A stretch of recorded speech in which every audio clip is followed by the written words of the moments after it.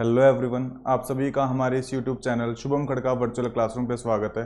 हम class 11th का chapter first set देख रहे थे और इसके अंदर हम सेट के टाइप्स ऑफ सेट के अंदर आ चुके थे और टाइप्स ऑफ सेट के अंदर से हम empty set, finite set, infinite set और इक्वल सेट कंप्लीट कर लिए थे। साथ ही इसकी डेफिनेशंस देख ली थी, इसके एग्जाम्पल्स देख लिए थे और एक्सरसाइज 1.2 देख ली थी।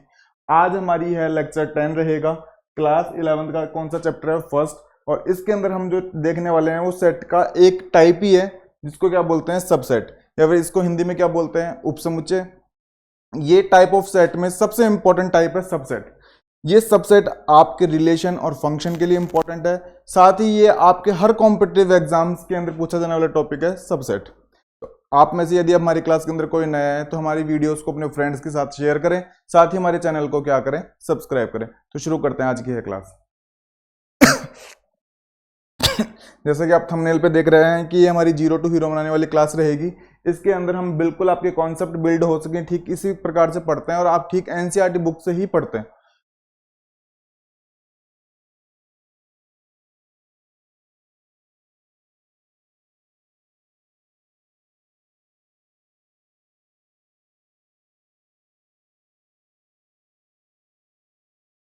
लास्ट क्लास के अंदर हमने एक्सरसाइज 1.2 के फर्स्ट, सेकंड, थर्ड, फोर्थ और सिक्स से 6 क्वेश्चन दिए हुए हैं और 6 के 6 हमने क्लास के अंदर क्या किए थे? कंप्लीट किए थे। हम एक एक एग्जांपल आपको समझाने की कोशिश करते हैं, एक्सरसाइज का हर एक क्वेश्चन आपको समझाने की कोशिश करते हैं। साथ ही हमारी सभी क्लासेस कैसी रहती हैं? बाइलिंगुअल रहती हैं। फिर भी यदि किसी स्टूडेंट को किसी प्रकार का डाउट आता है, किसी प्रकार की क्वेरी रहती है तो आप कमेंट बॉक्स में हमसे पूछ सकते हैं। आज हम देखने वाले हैं सबसेट्स।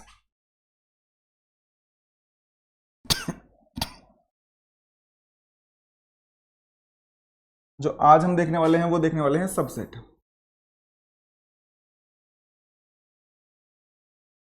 सबसेट पहले होता है क्या, मैं आपको समझा देता हूं।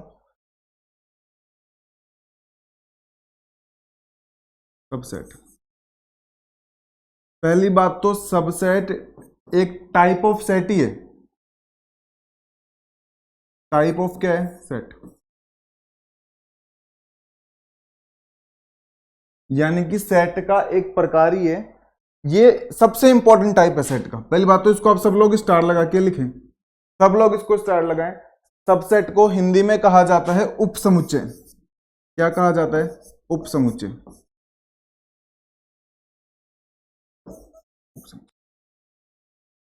अब देखो, जैसे कि इसके नाम से ही क्लियर है, सब का मतलब होता है छोटा, सेट का मतलब समुच्चय। तो एक ऐसा सेट जो दूसरे के कंपेयर में क्या हो? छोटा हो। देखो, सब का जो मतलब होता है ना, सब का मतलब होता है छोटा। सबका मतलब क्या होता है? छोटा। तो किसी का बड़ा होना, किसी का छोटा होना, रेस्पेक्टिवली कंपेयरली तो होगा। कोई किसी से छोटा होगा तो किसी से कंपेयर करेंगे तो तभी होगा ना। तो कोई एक ऐसा सेट जिससे ये वाला जो सेट बने ना वो कैसा बने? छोटा सेट बने। तो ऐसा सेट क्या कहलाता है? सबसेट कहलाता है। क्या कहलाता है? सबसेट। जैसे मैं आपको इसको एक एग्जांपल से समझाने की कोशिश करता हूं। जैसे कि मान लो आपके पास एक सेट ए है, उसके अंदर एलिमेंट है ए, बी, सी और डी। कितने एलिमेंट हैं? 4। ए, बी, सी और डी। हमने एक दूसरा सेट लिया बी, इसके अंदर मैंने एलिमेंट लिया ए और बी, ए और बी। तो पहला सेट आपको बड़ा नजर आ रहा है, दूसरा सेट आपको क्या नजर आ रहा है? छोटा नजर आ रहा है। छोटा हाँ, लेकिन ये सबसेट की डेफिनेशन नहीं है। सबसेट की डेफिनेशन हम देखेंगे, लेकिन थोड़ा बहुत हमें आइडिया लग रहा है कोई ऐसा सेट जो छोटा सेट होगा, थोड़ा बहुत आइडिया से लग रहा है। हालांकि सबसेट की डेफिनेशन ये नहीं है। सबसेट की डेफिनेशन अभी हम देखने वाले हैं। तो पहले चेक करो कि क्या ये एलिमेंट ए इस सेट के अंदर है क्या? बिल्कुल है। क्या ये एलिमेंट बी इस सेट के अंदर है क्या? बिल्कुल है। तो सबसेट की डेफिनेशन क्या होगी? Let A and B are two sets. माना कि ए और बी कोई दो सेट हैं, then every element of the set B, every element of the set B is also an element of the set A, then the set B is said to be subset of set A. Subset की definition मैं आपको लिख के बताता हूं, देखो।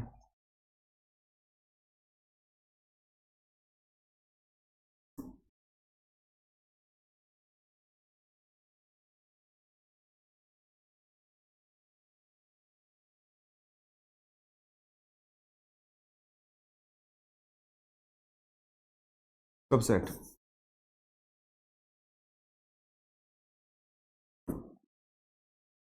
let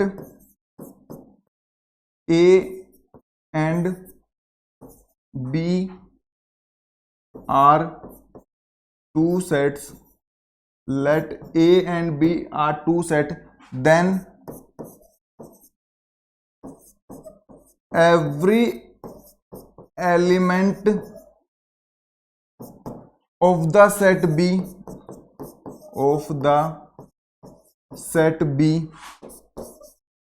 is also an element of set A, then the set B is said to be subset of set A। अब इसका मतलब क्या है, हम लोग इसको समझने की करते हैं कोशिश। तो पहली बात तो ये किसकी डेफिनेशन होती है, सबसेट की डेफिनेशन होती है। इस डेफिनेशन का मीनिंग क्या है हम समझने की कोशिश करते हैं। ये ऐसे कहना चाहती है कि आप कोई भी दो सेट ले लो, हमने एक सेट ए ले लिया, उसके अंदर एलिमेंट ले लिए ए बी सी और डी। एक सेट मैंने बी ले लिया, उसके अंदर मैंने एलिमेंट ले लिए ए और बी, जैसे कि हमने पहले लिया था।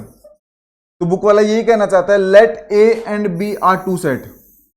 आपको ए और बी कोई भी दो सेट लेने हैं, हमने कोई भी दो सेट ले लिए।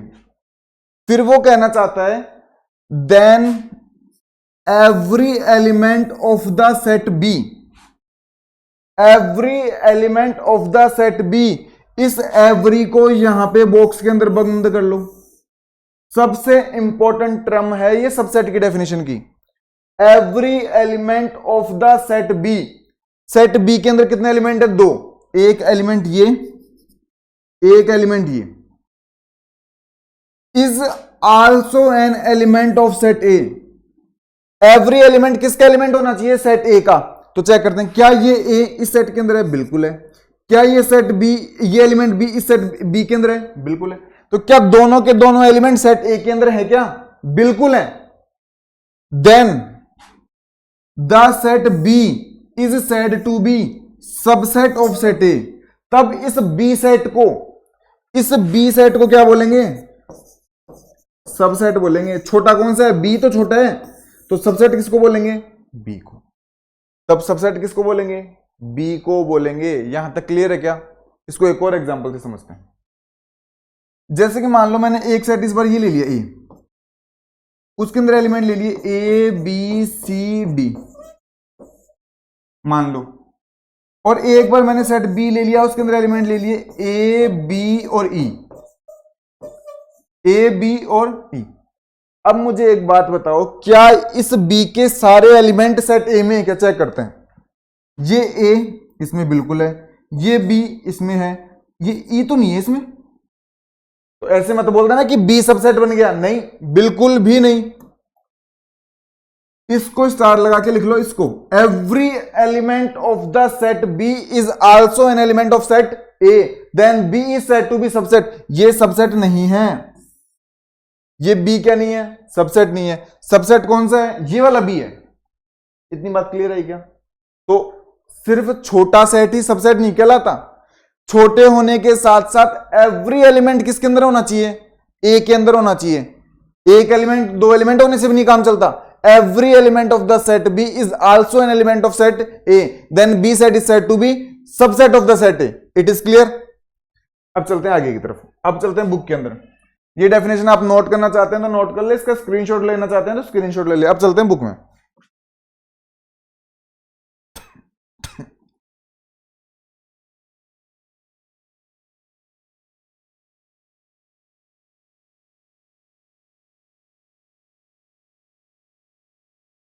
इधर देखो,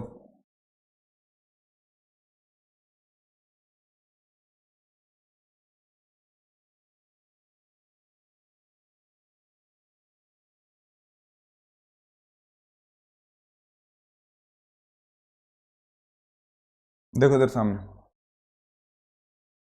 ए set A is said to be subset of set B. कोई सेट ए बी का क्या कहलाएगा? Subset. If every element of A is also an element of B. इस बार इसने बी को बड़ा ले लिया, उससे क्या फर्क पड़ता है? हमने सेट ए को बड़ा लिया था और बी को सबसेट बनाया था। इसने क्या किया? ए को बड़ा ले लिया, इसने ए को छोटा ले लिया और बी को क्या ले लिया? बड़ा ले लिया। उससे क्या फर्क पड़ता है? जैसे कि मान लो मैंने बी में एलिमेंट ले लूं ऐसे, ए बी सी और डी, और ए में एलिमेंट ले लूं ऐसे, ए और बी। अब सबसेट बी बनेगा या ए बनेगा? अब सबसेट ए बनेगा, उसमें कहां फर्क पड़ता है? तो अब सबसेट कौन सा बन जाएगा? ए बन जाएगा। हमने जो एग्जांपल लिया था उसके अंदर सबसेट कौन बन रहा था? बी बन रहा था। तो ये तो उससे कोई फर्क नहीं पड़ता। सेट के नाम आप अपनी मर्जी से दे सकते हैं, बस सेट देखना सारे एलिमेंट किसके किसके अंदर है। तो ए के सारे एलिमेंट किसके अंदर है? बी के अंदर है। तो छोटा कौन सा है? छोटा ए है इस बार। तो सबसेट कौन बनेगा? ए बनेगा, क्योंकि सबसेट का मतलब ही क्या होता है? छोटा सेट। सब का मतलब क्या होता है? छोटा। तो सबसेट इस बार बी है या ए है? ए है इस बार। तो सबसेट कौन सा बनने वाला है? ए बनने वाला है। यहां तक सबको क्लियर? अब चलते हैं एग्जाम्पल की तरफ।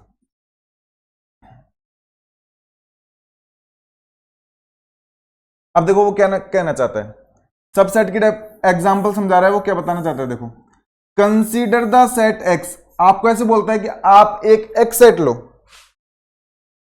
एक्स सेट ले लिया, set of all students in your school.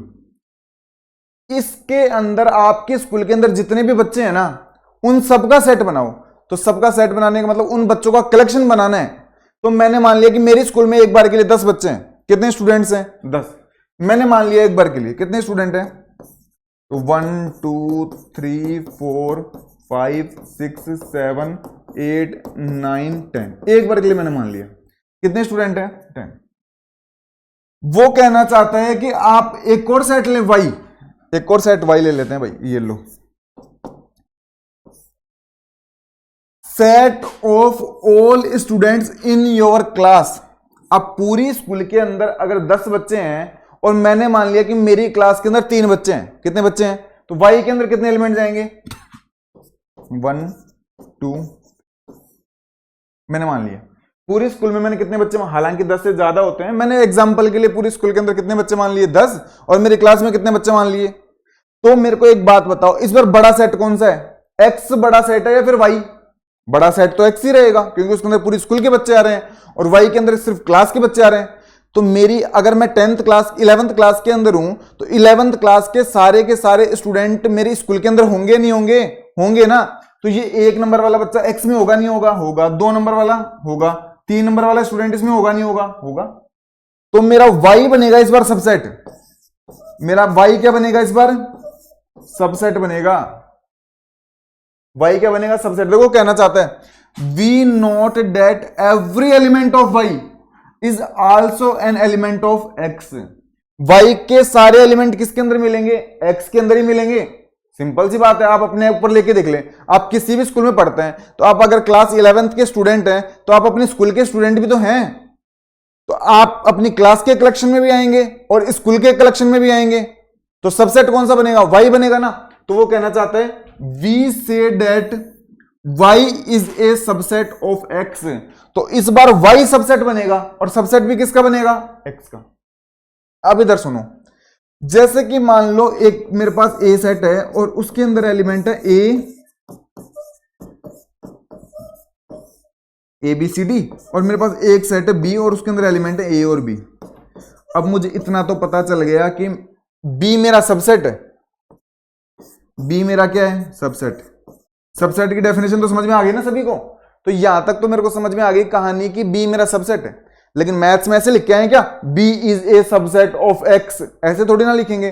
तो मैथ्स में सबसेट को रिप्रेजेंट करने का एक नोटेशन काम में लिया जाता है। अब उस नोटेशन के बारे में देखना चाहते हैं, तो मैं ये लिखना चाहता हूं कि B is a subset of A. इतना बड़ा ना लिख के ऐसे लिखा जाता है, बी, ये सबसेट का साइन होता है, ये साइन लगाओ और इधर लिख दो। जो सेट बड़ा होता है ओपन उस तरफ रखना है। जो सेट बड़ा होता है ओपन उस तरफ रखना है। तो ओपन इस तरफ जाएगा ना, एक की तरफ। इसमें एक्स सेट बड़ा है, वाई बड़ा सेट कौन सा? एक्स।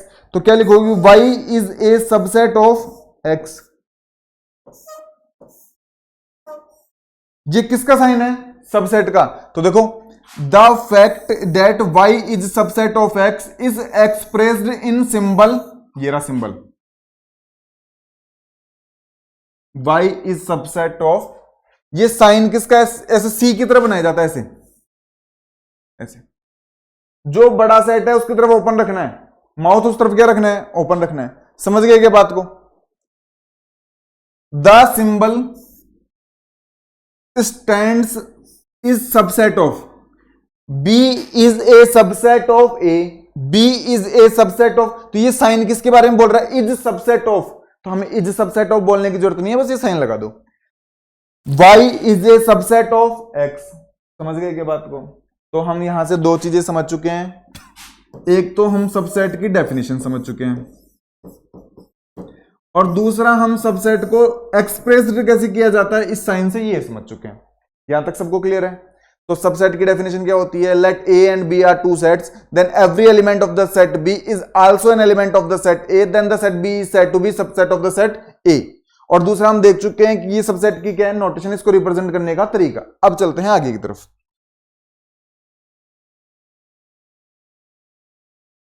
एनसीईआरटी के अंदर दी गई हर एक लाइन को कवर करने की कोशिश करते हैं हम। A set is said to be subset of set B is every element of the set is element of the B। इसमें इस एवरी को है ना, इस एवरी को बॉक्स में बंद कर लेना। अगर ये एवरी आप छोड़ के आ गए तो आपकी डेफिनेशन ही गलत हो जाएगी, ध्यान रखना, आपकी डेफिनेशन ही गलत हो जाएगी। इस एवरी को जरूर ध्यान रखना है। इसके अंदर पूरी बातें वही लिखी हुई है। In other words A is subset of B whenever A belongs to A then A belongs to B. जैसे कि मान लो मैंने ए सेट लिया, ए बी सी डी, और मैंने बी सेट लिया ये।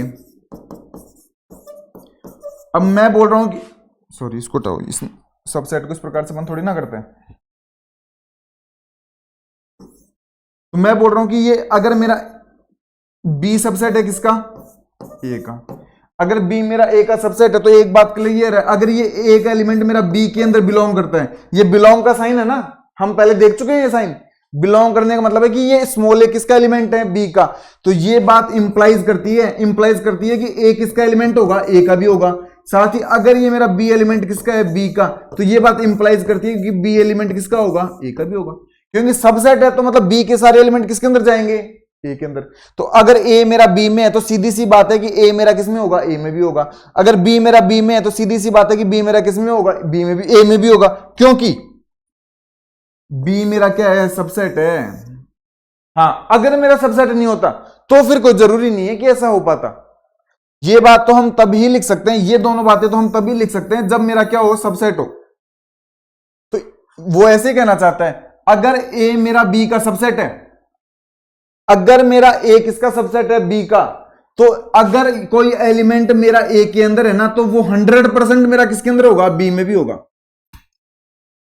अगर मेरा ए बी का सबसेट है तो 100% मेरा ए का एलिमेंट किसके अंदर होगा, बी में भी। जैसे कि मान लो मैं किसी स्कूल का नाम ले देता हूं, जैसे कि मान लो मैं किसी स्कूल में पढ़ता हूं, एक्स, इस स्कूल का नाम है XYZ स्कूल है मान लो। अगर मैं क्लास 11th का स्टूडेंट हूं तो 100% मैं XYZ स्कूल का भी स्टूडेंट हूं। अगर मैं क्लास 11th का स्टूडेंट हूं तो मैं 101% किस स्कूल का स्टूडेंट रहूंगा, XYZ स्कूल का रहूंगा, नहीं रहूंगा। तो अगर मेरा ए सबसेट किसका है, बी का, तो कोई भी एलिमेंट जो ए में होगा ना, वो 100% किसके अंदर होगा, बी के अंदर होगा। यहां तक क्लियर है। आगे चलते हैं, इधर देखो आगे। We read the above statement as A is a subset of B if A is element of A implies that A is also an element of B। तो अगर A सबसेट B का है ना, तो अगर A B के अंदर A के अंदर बिलोंग करता है तो ये बात इंप्लाइज करती है कि A मेरा किसके अंदर होगा, B के अंदर भी होगा। ये बात मैं आपको एग्जांपल लेके समझा चुका हूं। और अगर मान लो कि A मेरा सबसेट नहीं है B का, तो A अगर सबसेट हो B का तब तो ऐसे रिप्रेजेंट कर देंगे। अब मान लो कि A B का सबसेट नहीं है तो फिर ऐसे साइन बना के इसको इस प्रकार से कट कर दिया जाता है।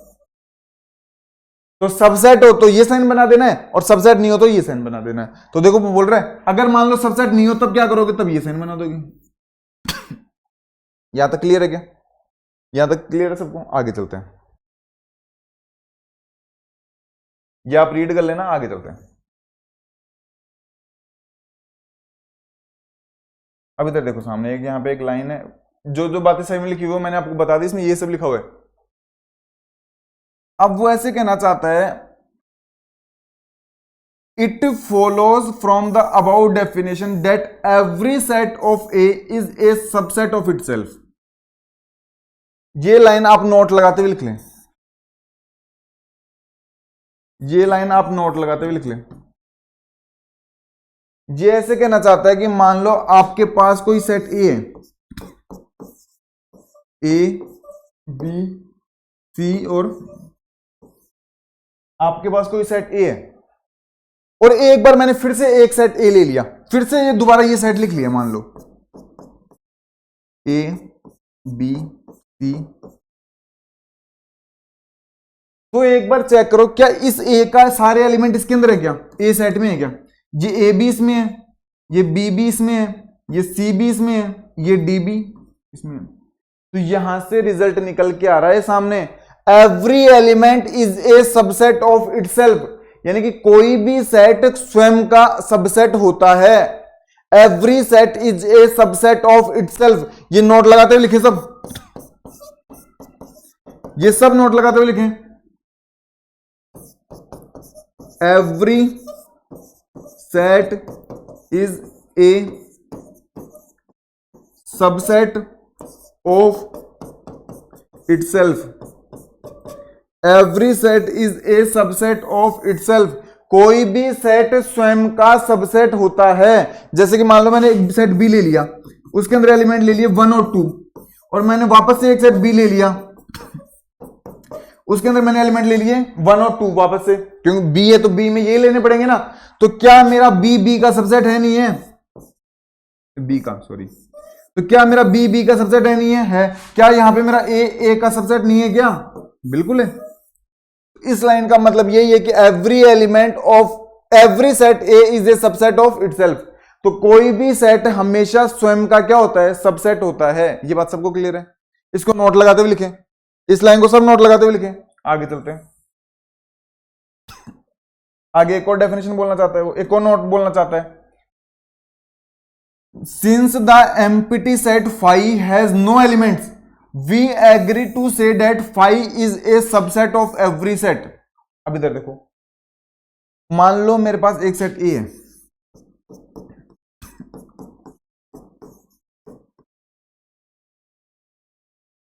एक सेट ए है, और मेरे पास कोई एक दूसरा सेट है फाई।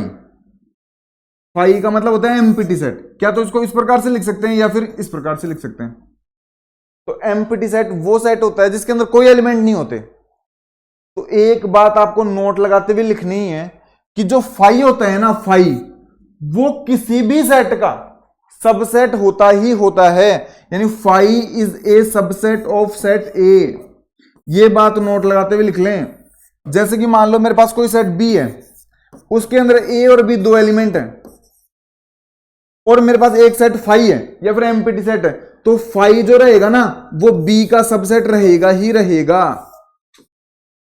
तो आपको दो नोट लगाने हैं। पहला नोट कि कोई भी सेट हमेशा खुद का सबसेट होता है। Every set is a subset of itself. Every set is a subset of itself, first note. Second note, phi is always subset of any set. Phi is always subset of any set. तो ये दो note लिख ले। First note और ये, phi is a subset of every set. ये तो आप नोट लगाते हुए लिख लें। पेपर के अंदर यहां से बहुत इंपॉर्टेंट क्वेश्चन बनते हैं।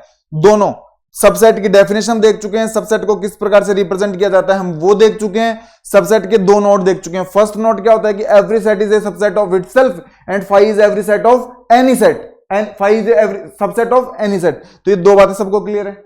आगे चलें। अब इधर देखो सामने एक और बात देखते हैं।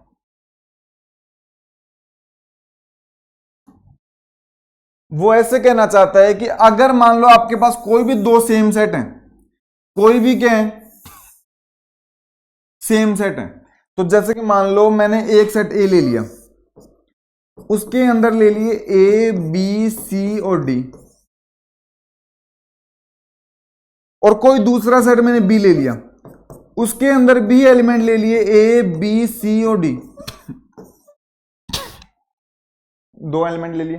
तो पहली बात तो मेरे को ये एक बात क्लियर है कि दोनों सेट इक्वल सेट है, क्योंकि इक्वल सेट की हम पहले डेफिनेशन देख चुके हैं। इक्वल सेट की डेफिनेशन क्या होती है, इस सेट के सारे एलिमेंट्स इस सेट के अंदर होने चाहिए, तो वो तो क्या होता है इक्वल, दोनों सेट आपस में क्या हो, इक्वल हो, एवरी एलिमेंट क्या होनी चाहिए, सेम होनी चाहिए, तो वो सेट क्या कहलाता है, इक्वल सेट। लेकिन मेरे को सबसेट की डेफिनेशन से एक और बात समझ में आ रही है कि ए सबसेट किसका है, बी का, क्योंकि ए के सारे एलिमेंट किसके अंदर है, बी के अंदर, एंड बी के सारे एलिमेंट किसके अंदर है, ए के अंदर, तो बी भी सबसेट किसका है, ए का।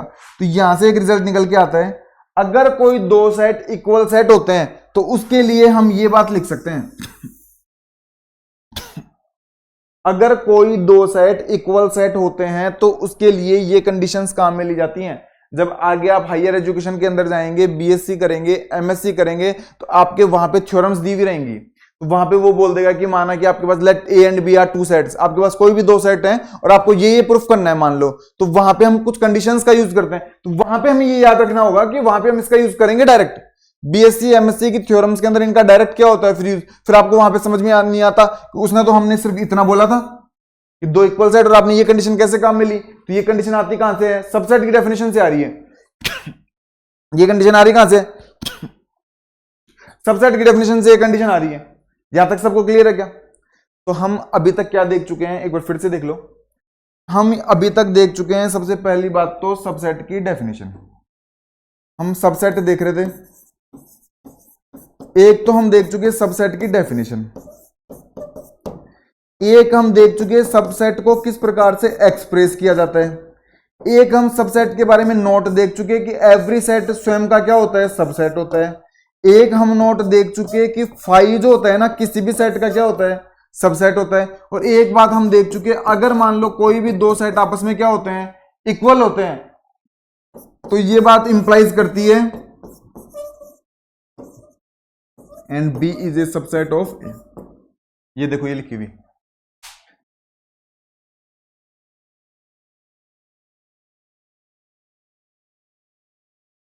इस साइन का मतलब होता है डबल इंप्लाइज, बोलते हैं इसको, क्या बोलते हैं, डबल इंप्लाइज। इसका मतलब है अगर ऐसा है,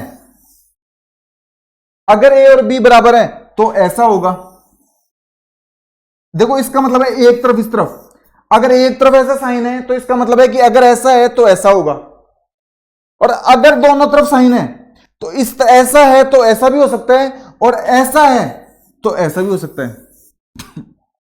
अगर मान लो आपको ऐसे लिखा हुआ है कि 5 इंप्लाइज 10, मान लो एक बार के लिए, तो 5 है तो वो 10 की तरफ हो सकता है, 10 की जैसा हो सकता है। अगर कहीं पे ऐसा लिखा हुआ है तो सिर्फ इसका मतलब ये है कि 10 है तो वो किसकी जैसा हो सकता है, 5 की जैसा हो सकता है।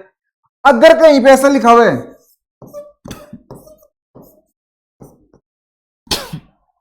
तो इसका मतलब है 5 है तो वो 10 हो सकता है, 10 की तरफ इंप्लाई करता है, और 10 है तो वो किसकी तरफ इंप्लाइज करता है, 5 की तरफ। तो डबल इंप्लाइज बोलते हैं इस साइन को, क्या बोलते हैं, डबल इंप्लाइज। देखो तो चाहे ये साइन लिखा हुआ मिले और चाहे इसकी जगह आपको ये लिखा हुआ मिले, एक ही बात है। तो कहीं पे अगर आपको ऐसा साइन मिले, अगर कहीं पे I double F not I F, I double F लिखा हुआ मिले, या फिर कहीं पे आपको ऐसा लिखा हुआ मिले इफ एंड ओनली इफ,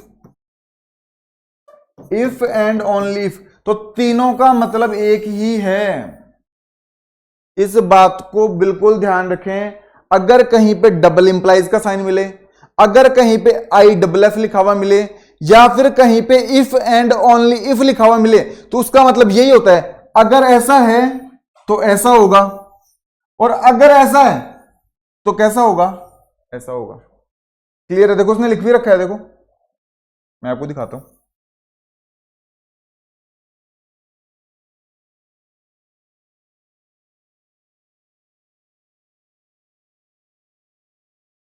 ये साइन बना दिया फॉर टू वे इंप्लीकेशन, किसकी तरफ इंप्लाई करता है, दोनों तरफ इंप्लाई करता है। तो दोनों तरफ तीर के चिन्ह लग रहे हैं, एक तरफ तीर के चिन्ह का मतलब अलग होता है, दोनों तरफ तीर के चिन्ह का मतलब अलग होता है। इज यूजुअली रीड्स, इसको कैसे रीड करते हैं? If and only if. कैसे रीड करोगे इसको? If and only if. और या फिर इसको छोटे रूप में बोलना चाहते हो तो क्या बोल सकते हो? IFF। तभी मैं बोलता हूं कि आपके एनसीईआरटी के अंदर सफिशिएंट डेटा है, बस शर्ते उसको लाइन टू लाइन पढ़ा जाए। हम लोग क्या करते हैं, एनसीईआरटी को क्लियर करते नहीं है, उससे पहले ही मोटी मोटी बुक्स पढ़ने लग जाते हैं। अगर एनसीईआरटी के अंदर सफिशिएंट डेटा ही नहीं होता तो गवर्नमेंट ही आपकी वो बुक्स चला देती। 11th क्लास के अंदर गवर्नमेंट आपके एनसीईआरटी क्यों चला रही है? हमारी एनसीईआरटी के अंदर सफिशिएंट डेटा है। एक्स्ट्रा नॉलेज के लिए हम बुक्स पढ़ सकते हैं अलग से, वो एक अलग बात है, लेकिन इसका मतलब बिल्कुल भी ये नहीं है कि हम एनसीईआरटी को अलग रख दें और डायरेक्ट उन्हीं बुक से पढ़ाई करें। डायरेक्ट उन बुक से पढ़ने से अच्छा है पहले आप अपनी एनसीईआरटी को लाइन टू लाइन पढ़ें। जब आपको लगने लगे कि एनसीईआरटी हमारे बिल्कुल अच्छा आ गई, हमें समझ में आ गई, उसके अंदर दिया गया हर एक एग्जांपल, हर एक क्वेश्चन हमने कवर कर लिया, हमारे पास फिर भी टाइम बच रहा है, हमें फिर भी एक्स्ट्रा नॉलेज चाहिए, तो आप पढ़ सकते हैं। लेकिन इसका मतलब ये नहीं है कि आप एनसीईआरटी को साइड में रख के रेफरेंस बुक्स पढ़ें और मोटी मोटी किताबों के चक्कर में पढ़ें।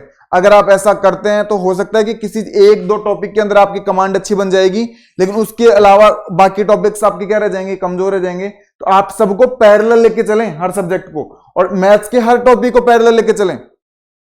तो सबसे पहले एनसीईआरटी पढ़ें। आपके एनसीईआरटी के अंदर सफिशिएंट डेटा है। उसने पहले ही कहा ये टू वे इंप्लीकेशन का साइन है, इस साइन को इफ एंड ओनली इफ भी बोलते हैं और इसको क्या बोलते हैं? IFF भी बोल सकते हैं। तो अगर कहीं पे ये लिखा हुआ मिले, चाहे ये लिखा हुआ मिले, चाहे ये लिखा हुआ मिले, एक की बात है। यहां तक सबको क्लियर है? आगे चले,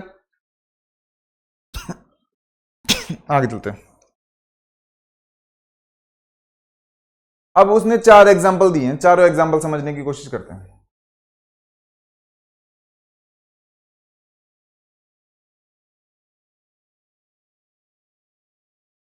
वो ऐसे कहना चाहता है, फर्स्ट को समझते पहले।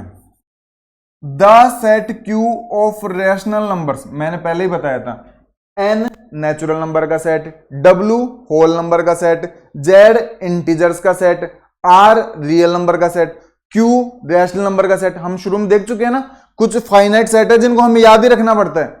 नेचुरल नंबर के सेट को किससे रिप्रेजेंट करते हैं? N से। होल नंबर के सेट को किससे रिप्रेजेंट करते हैं? W से। इंटीजर्स के सेट को किससे रिप्रेजेंट करते हैं? Z से। रियल नंबर के सेट को किससे रिप्रेजेंट करते हैं? R से।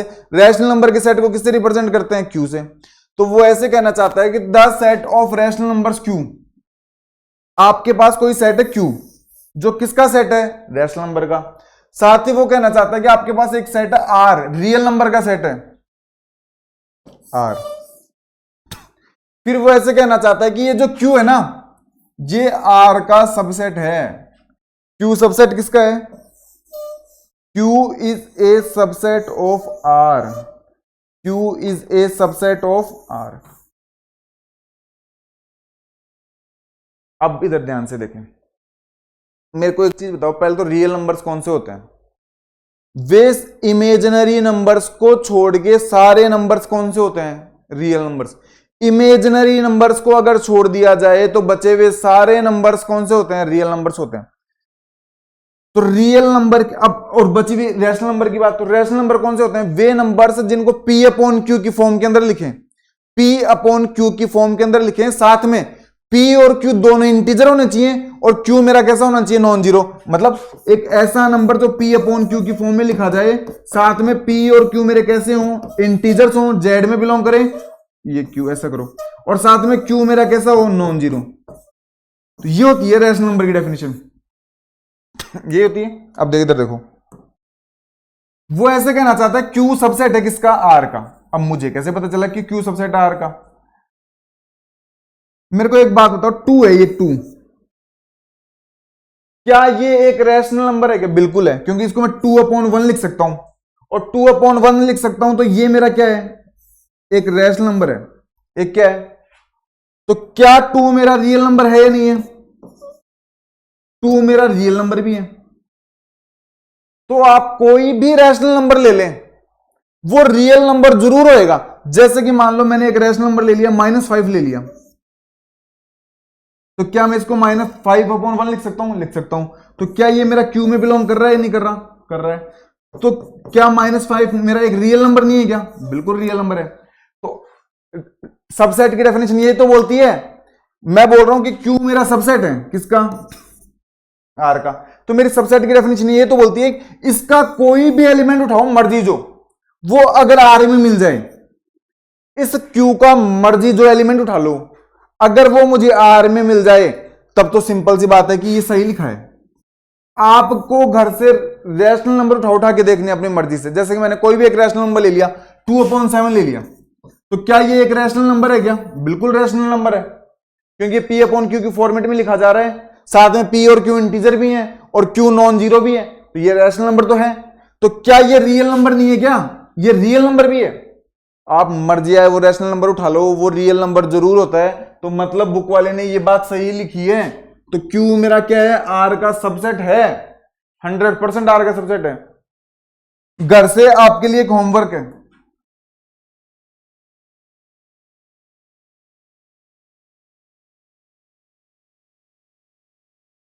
ये आपके लिए होमवर्क क्या है कि जो आर है ना, ये सबसेट नहीं है क्यू का, इतना मैंने बता दिया।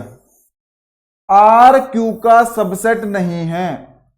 अब आपको घर से बताना है वाई, क्यों नहीं है, मेरे को इसका आंसर देना है। मैंने इतना तो आपको बता दिया कि जो आर है ना, वो क्यू का सबसेट नहीं है। अब वो सबसेट क्यों नहीं है, इसका जवाब आप मुझे घर से देंगे और कमेंट बॉक्स में मुझे जरूर बताएंगे इसको। जिसको समझ में आ जाता है वो भी मुझे एग्जाम्पल के साथ कमेंट बॉक्स में बताएंगे, और जिनको समझ में नहीं आता है वो भी मुझे कमेंट बॉक्स में बताएंगे कि सर हमें समझ में नहीं आया। कमेंट बॉक्स में जो जो स्टूडेंट्स वीडियो देख रहे हैं सबको बताना है, और साथ ही एक बार हमारी वीडियोस को लाइक करें, और अगर आपने अभी तक हमारे चैनल को सब्सक्राइब नहीं किया तो हमारे चैनल को सब्सक्राइब भी करें, साथ ही अपने फ्रेंड्स के साथ शेयर करें, सभी स्टूडेंट्स के साथ शेयर करें। अब चलते हैं 2 की तरफ।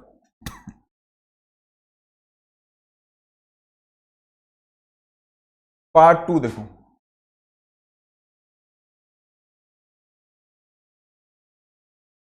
A is a subset, A is the set of all divisor of 56। 56 के जो जो डिविजर्स है ना, उनका सेट बनाना है, बनाते हैं भाई। 56 के डिविजर्स कौन कौन से हैं? 1 2 3 का डिवाइड जाता है क्या? 3 का नहीं जाता। 4 का जाता है। 5 का नहीं जाता। 6 का भी नहीं जाता, नहीं जाता। 7 का जाता है, 7 का जाता है। 8 का भी जाता है। 9 का 9 का नहीं जाता। 10 का नहीं जाता। 11 का नहीं जाता। 12 का नहीं जाता। 13 का नहीं जाता। 14 का जाता है। 14 का जाता है। उसको 15 16 17 19 का भी नहीं जाता। उसको 28 का जाता है। किसका जाता है? 28 का। और उसके बाद किसका जाता है? 56 का। ये प्रॉपर दिखाई दे रहे हैं ना? 1 2 4 7 8 14 28 और 56, ये किसके सेट हो गए? ए बन गया सेट, डिविजर्स बना दी 56 के। वो बोलता है एक सेट बी बनाओ, लो भाई बी बनाते हैं। बोलता है बी में एलिमेंट कौन से डालें, तो बोलते हैं बताते हैं, रुको। Set of prime divisors of 56। इस बार 56 के डिविजर्स ही लेने हैं, लेकिन प्राइम डिविजर लेने हैं। कौन से डिविजर लेने हैं? प्राइम। तो इनमें से प्राइम कौन कौन सा है? 1 प्राइम है क्या? 1 प्राइम नहीं है। 2 प्राइम है? बिल्कुल 2 प्राइम है। 4 प्राइम है क्या? 4 नहीं है। 7 है क्या? 7 प्राइम है। 8 है क्या? 8 नहीं है। 14 है क्या? 14 नहीं है। 28 है क्या? 28 भी नहीं है। 56 है क्या? 56 भी नहीं है। 2 ही प्राइम है, 2 और 7 प्राइम बना दिए। अब मेरे को एक बात बताओ, क्या ये बात सही है क्या? क्या मेरा बी ए का सबसेट है क्या? क्या मेरा बी ए का सबसेट है या नहीं है? क्या मेरा बी ए का सबसेट है? नहीं कि बिल्कुल है, क्योंकि बी के सारे एलिमेंट ए के अंदर है। 2 भी इसके अंदर है और 7 भी। तो क्या सारे एलिमेंट ए के अंदर है? नहीं है, बिल्कुल है। तो वो यही कहना चाहता है कि B is a subset of. आपके अंदर डिविजर्स क्या होते हैं ये पता होना चाहिए, प्राइम नंबर्स क्या होते हैं आपको ये पता होना चाहिए। अगर आपको ये बातें पता हैं तो ही आप 2 नंबर घर से कर पाएंगे, 2 नंबर कर पाएंगे। अब चलते हैं आगे की तरफ।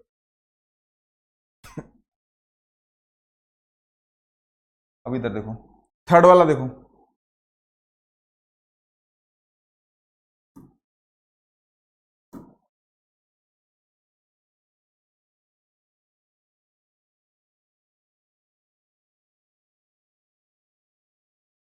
थर्ड वाला देखो,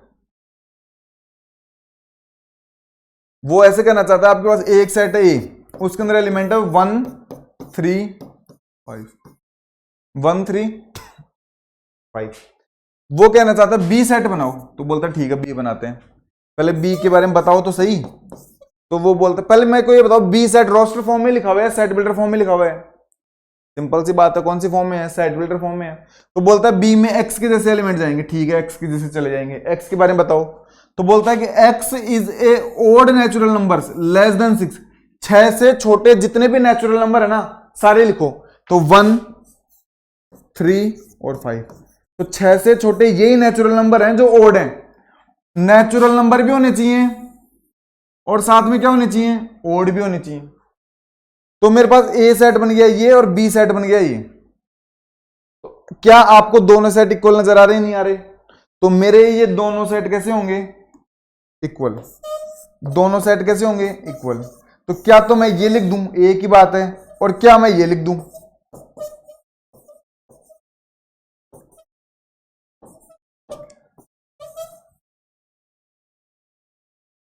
तो ये देखो उसने साफ लिखा है, क्या तो उसने ये लिख दिया और क्या उसने क्या लिख दिया ये।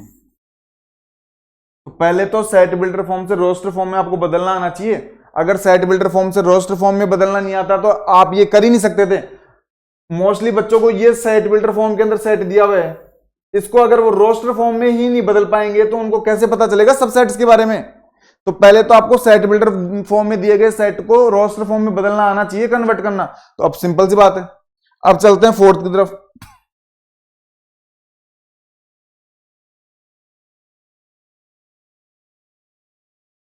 वो कहना चाहता है ए सेट ए लो, उसके अंदर element low A E I O you, बिल्कुल ले लिया। वो एक सेट लेना चाहता है बी लो,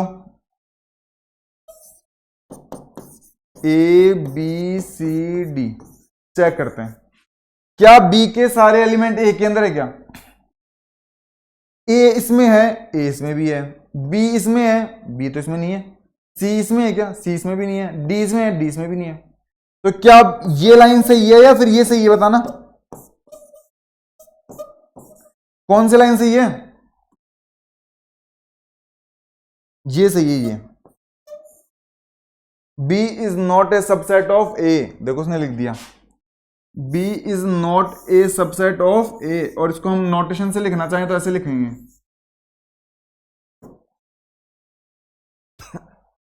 बिल्कुल ठीक है, यहां तक बिल्कुल क्लियर है। आगे चले। 4 आपकी बुक में एग्जाम्पल दिए हुए थे, मैंने आपको चारों समझा दिए हैं, फर्स्ट सेकंड थर्ड और फोर्थ। अब चलते हैं आगे की तरफ। अब आपकी बुक में 3 एग्जाम्पल हो रहे हैं, एग्जाम्पल 9, एग्जाम्पल 10 और एग्जाम्पल 11। ये 3 मैं आपको और समझाने की कोशिश करता हूं। देखो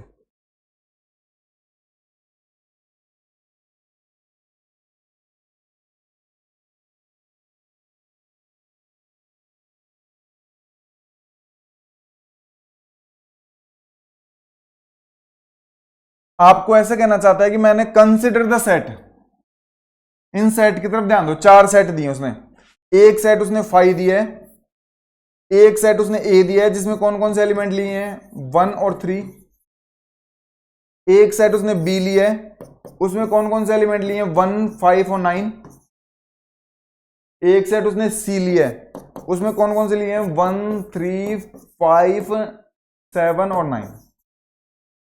अब वो पूछना क्या चाहता है देखते हैं। वो ऐसे कहना चाहता है ये जो डैश डैश दी हुए ना इनमें ये सबसेट का साइन आएगा और सबसेट नोट का साइन आएगा, वो बोलना चाहता है। चेक करके बताओ कि सबसेट का साइन आएगा या सबसेट नोट का साइन आएगा। तो पहले तो कहना चाहता है फाइव, इधर मैं क्या भरूं? सबसेट भरूंगा, सबसेट नोट बताओ इधर मैं क्या भरूं? मैंने नोट लगाते हुए आपको लिखाया है कि जो एम्प्टी सेट होता है ना वो सबसेट ही होता है, एवरी सेट का क्या होता है? सबसेट। तो यहां पे तो क्या आएगा? ये ए के बीच में देखते हैं, ए के बीच में इधर क्या आएगा? अगर ए के सारे एलिमेंट बी के अंदर होंगे तब तो सबसेट आ जाएगा, नहीं तो नहीं आएगा। एक इसमें है, एक इसमें है, 3 इसमें है, 3 इसमें है क्या? 3 इसमें है, नहीं है, और इसमें नहीं है, तो साइन किसका आएगा? नॉट सबसेट का। इधर किसका साइन आ जाएगा? नोट सबसेट का। तीसरा देखते हैं ए और सी के बीच में देखते हैं। अगर ए के सारे एलिमेंट सी में मुझे मिल जाएंगे तो मेरा काम हो गया। एक इसमें है, एक इसमें भी है, 3 इसमें है, 3 इसमें भी है, सारे ए के सारे एलिमेंट इसमें मिल गए तो मतलब यहां पे किसका साइन आएगा? सबसेट का। बी और सी के बीच में देखते हैं। अगर बी के सारे एलिमेंट मुझे सी में मिल जाते हैं तब तो सबसेट होगा, अदरवाइज सबसेट नहीं होगा। 1 इसमें है, 1 इसमें भी है, 5 इसमें है, 5 इसमें भी है, 9 इसमें है, 9 इसमें भी है। तो मतलब बी के सारे एलिमेंट किसमें है? सी में। और बी के सारे एलिमेंट सी में है तो यहां पे भी किसका साइन आएगा? सबसेट। बिल्कुल ही क्लियर है क्या? ये थ्योरी आप घर से पढ़ लेना। उस थ्योरी में यही बताया है कि five is a subset of every set, हम जानते हैं। वो दूसरे में ऐसे बोल रहा है कि 3 ए में तो है और 3 किस में नहीं है? बी में। और बी में नहीं है तो फिर सबसेट कैसे बनेगा? और तीसरे में हम बोल रहे हैं कि ए सबसेट है क्योंकि सारे एलिमेंट हैं, बी सबसेट है क्योंकि सारे एलिमेंट किसके अंदर है? इसके अंदर है। बिल्कुल क्लियर है। आगे चलें, आगे चलते हैं। ये एग्जाम्पल 9 आपका क्लियर। एग्जाम्पल 10 बहुत आसान सा है। वो कहना चाहता है कि आपके पास सेट ए है, उसके अंदर ये एलिमेंट है, सेट बी है, उसके अंदर ये एलिमेंट है। वो कहना चाहता है कि जो ए है ना, ए बी का सबसेट नहीं है, बी का सबसेट नहीं है। तो हमें नजर ही आ रहा है बी का सबसेट कहां से आएगा? ये ई किस में नहीं है? बी में नहीं है। आई किस में नहीं है? बी में नहीं है। ओ किस में नहीं है? बी में नहीं है। यू किस में नहीं है? बी में नहीं है। तो ए के जब सारे एलिमेंट बी में नहीं है तो सबसेट कहां से बनेगा? सबसेट बन सकता है क्या? नहीं बन सकता। और सबसेट नहीं बनेगा तो हम बोल ही रहे हैं। फिर वो पूछ रहा है कि नहीं है, नो। अब बस वो रीजन पूछना चाहता है क्यों नहीं है, तो हम ऐसे लिख देंगे कि ई जो है ना, ये मेरा ए में तो बिलोंग करता है, ई मेरा ए में तो बिलोंग कर रहा है। It implies E does not belongs to set B. अब जब ई ए में बिलोंग करे और ई बी में बिलोंग नहीं करे तो सबसेट कैसे बन सकता है? तो कोई एलिमेंट के अगर सारे एक भी एलिमेंट रह जाता है ना तो वो सबसेट बनता ही नहीं है। क्लियर? अब चलते हैं एग्जांपल 11 की तरफ, जो हमारा लास्ट एग्जांपल रहेगा। देखो इधर एग्जांपल 11।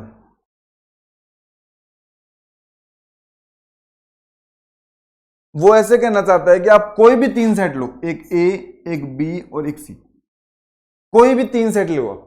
तो हमने एक काम किया, एक सेट तो ये ले लिया, एक सेट तो इसके अंदर तो एक एलिमेंट ले लिया 1।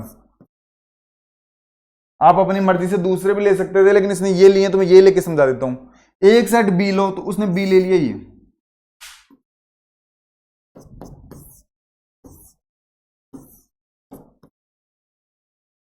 अब इधर देखो ध्यान से, ये जो बी सेट उसने लिया ये थोड़ा सा अलग प्रकार का नजर आ रहा है। सेट के अंदर सेट,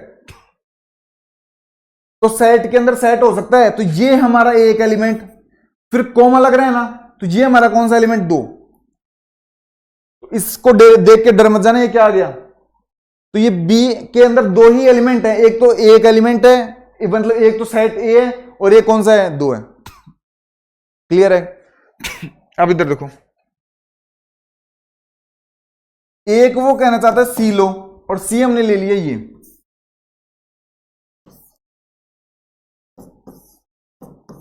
तो सी के अंदर हमने 3 एलिमेंट लिए हैं, कौन कौन से? एक तो ये, एक ये और एक ये। सी के अंदर हमने क्या लिए हैं? 3 एलिमेंट। बिल्कुल का नहीं समझ में आती है। अब इधर देखो क्या कहना चाहता है। वो कहना चाहता है ए बिलोंग्स टू बी। आपका ए सेट किसके अंदर बिलोंग कर रहा है? बी में। एक बार इस बी सेट को ध्यान से देखो, क्या इस बी सेट को मैं ऐसे लिख सकता हूं क्या? इसकी जगह क्या मैं ए लिख सकता हूं क्या? क्योंकि ये जो वैल्यू है ये एक ही तो वैल्यू है, देखो ये इसके एक इक्वल यही तो है, तो इसकी जगह मैं ये लिख सकता हूं क्या? बिल्कुल लिख सकता हूं, लिख सकता हूं ना। और इस सी को मैं ऐसे लिख सकता हूं क्या?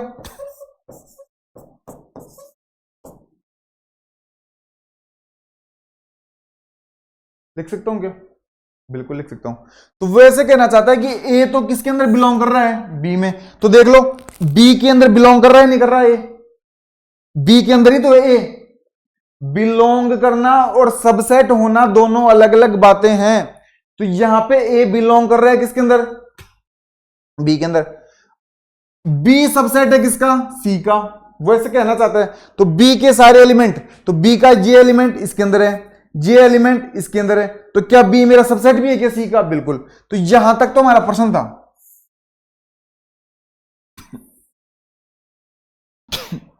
यहां तक तो हमारा प्रश्न था कि आपको कोई भी 3 सेट लेने थे, तो हमने कोई भी 3 सेट ले लिए। पहला सेट, दूसरा सेट और तीसरा सेट। फिर वो बोलता है कि 2 कंडीशन सेटिस्फाई होनी चाहिए थी। ए किसके अंदर बिलोंग करना चाहिए था? बी के अंदर। देख लो, ए बिलोंग कर रहा है किसके अंदर? बी के अंदर। दूसरा बोल रहा है बी सबसेट होना चाहिए था किसका? सी का। तो बी के सारे एलिमेंट किसके अंदर? सी के अंदर। तो बी सबसेट भी किसका है? सी का। फिर वो कहना चाहता है it is true that A is not subset of C. A जो मेरा है ना, ये सी का सबसेट नहीं है। चेक करते हैं क्यों नहीं है। वो रीजन पूछना चाहता है क्यों। अगर ए के सारे एलिमेंट मुझे सी के अंदर मिल जाएं, तब तो मेरा ए सबसेट बन जाएगा किसका? सी का। और अगर ए के सारे एलिमेंट मुझे सी के अंदर नहीं मिले, तो वो सबसेट नहीं मिलेगा। अब ए को ध्यान से देखो, इस ए के अंदर मेरा ए के एलिमेंट ऑफ 1, इस ए के अंदर मेरा ए के एलिमेंट ऑफ 1, और क्या इस सी के अंदर मेरा 1 है क्या कहीं पे? सी मेरा ये है, तो इसके अंदर आपको कहीं 1 नजर आ रहा है क्या? कहीं आप बोलो सर ये तो रहा 1, कहीं आप बोलो कि सर ये 1 रहा। ये 1 नहीं है, 1 तो ऐसे होना चाहिए था, ऐसे 1 होना चाहिए था। ए के अंदर ए के एलिमेंट ऑफ 1, और वो 1 मुझे सी के अंदर नजर नहीं आ रहा। आ रहा है क्या नजर? कहीं इसको देख के कंफ्यूज मत हो जाना। ये तो सेट है पूरा, ये अकेला एलिमेंट 1 नहीं है, ये करली ब्रैकेट के अंदर है। ये 1 नहीं है, ये करली ब्रैकेट के अंदर है। तो क्या 1 मुझे सी के अंदर नजर आ रहा है क्या? नहीं नजर आ रहा। तो और सी के अंदर नजर नहीं आ रहा, तो क्या ये सबसेट बन सकता है क्या? बिल्कुल नहीं बन सकता। देख लो, उसने साफ कहा है कि 1 मेरा ए के अंदर तो है, लेकिन 1 मेरा किसके अंदर नहीं है? सी के अंदर। और अगर मेरा 1 सी के अंदर नहीं है, तो ये ए मेरा क्या नहीं बनेगा? सबसेट नहीं बनेगा। सबको क्लियर है? इस प्रकार से आज हमने सबसेट की क्या देखी? डेफिनेशन देखी। सबसेट की डेफिनेशन देखी, उसको एक्सप्रेस करने का तरीका देखा, उसके 2-3 नोट देखे कि कोई भी सेट स्वयं का क्या होता है? सबसेट होता है। फाई किसी भी सेट का क्या होता है? सबसेट होता है। अगर कोई 2 सेट इक्वल है, तो उसको A subset B and B subset of क्या बोलेंगे? ए बोलेंगे। उसके बाद हमने कुछ एग्जांपल्स देखे, 4 एग्जांपल शुरू में दिए हुए थे, वो समझे। और उसके बाद में 3 एग्जांपल दिए हुए थे, कौन कौन से? उसके बाद में 3 एग्जांपल और आपकी बुक में दिए हुए थे, 9, 10 और 11। ये 3 भी हमने समझने की क्या की है कोशिश। अभी सबसेट टॉपिक हमारा पूरा नहीं हुआ है। नेक्स्ट क्लास के अंदर हम ये देखने वाले हैं subsets of set of real number. उसके बाद हम देखने वाले हैं intervals as a set of R. Interval कैसे बनते हैं रियल सेट के। उसके बाद हमारा सबसेट टॉपिक खत्म होएगा, और फिर हम कौन से सेट पे पहुंचेंगे? एक नए टाइप पे पहुंचेंगे। टाइप्स ऑफ सेट में एक नई टाइप पे पहुंचेंगे। उसका नाम क्या रहेगा? Universal set. उसका नाम क्या रहने वाला है? यूनिवर्सल सेट रहने वाला है। यहां तक सबको क्लियर है क्या? यहां तक सबको क्लियर है?